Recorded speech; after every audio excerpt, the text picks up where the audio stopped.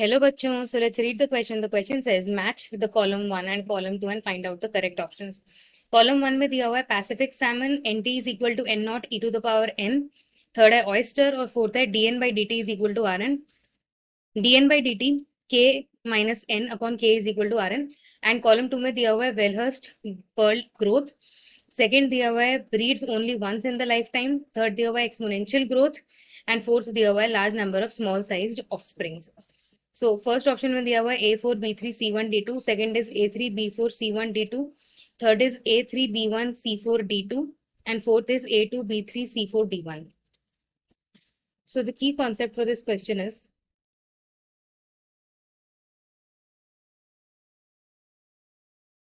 exponential and logistic growth.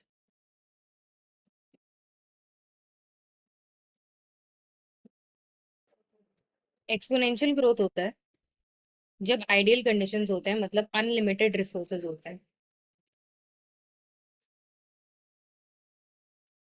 और logistic growth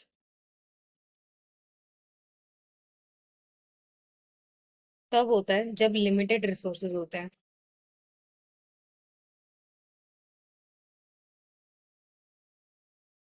by the equation dn by dt is equal to rn. And जो logistic growth होता है it is given by the equation dn by dt is equal to rn k minus n upon k, जहाँ पे n is basically the number of individuals या population बोल सकते हैं. r is equal to rate of intrinsic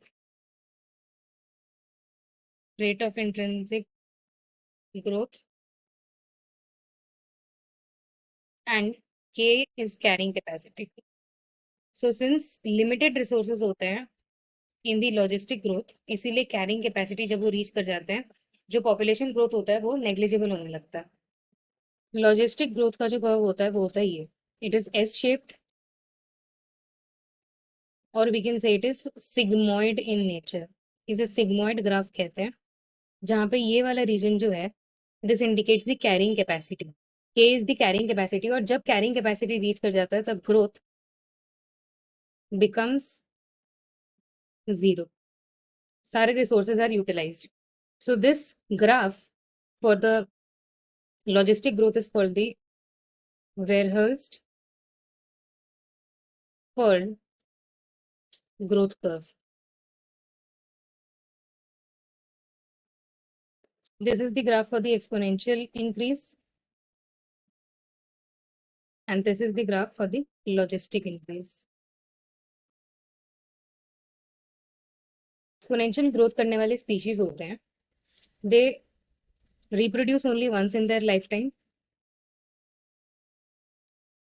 and they produce small sized multiple offsprings.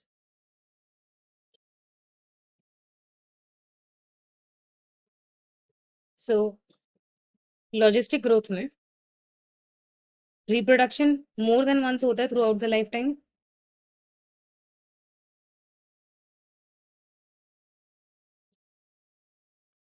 and जो offsprings होते हैं they are larger.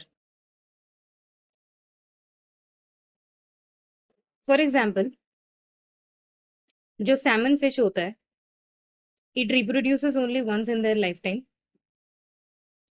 Also example, but reproduction more than once birds and mammals करते हैं. Moreover, small sized individuals या small sized offspring जो है and which are multiple, ये बनाते हैं organisms like oysters and pelagic fishes, and larger organisms बनाते हैं birds and mammals again.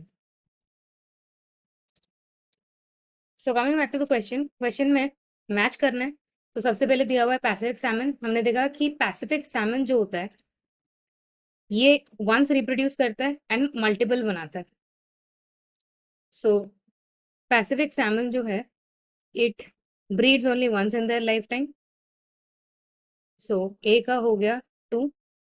Second दिया हुआ है nt is equal to n naught e to the power n. जो एक्सपोनेंशियल ग्रोथ होता है,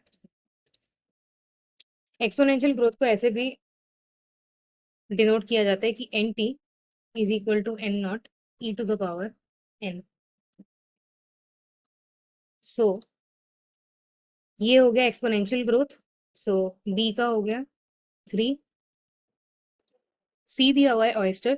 So oyster basically it produces a large number of small sized offspring. So C का हो गया 4.